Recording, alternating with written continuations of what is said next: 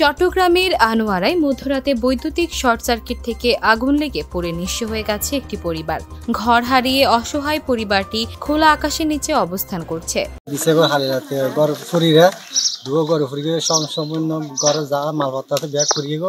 তাই বাইসে তাই চলে হড়কে গতম বাড়িয়ে খোলা আকাশের নিচে বসে আছে।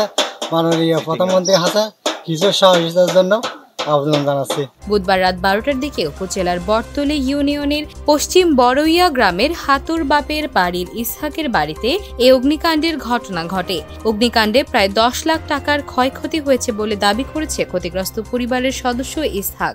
আমি আগুন দেখি লাল দেখছি, আমি তড়িয়ে দেখিয়া উঠছি, উড়িয়া দেখছিলাম আগুন দেখিয়া আমি দরজা খুঁজছিলাম, দরজা খুলি ওখানে কলা ফান লাগিয়ে সবগুলো নিয়ে গেছি।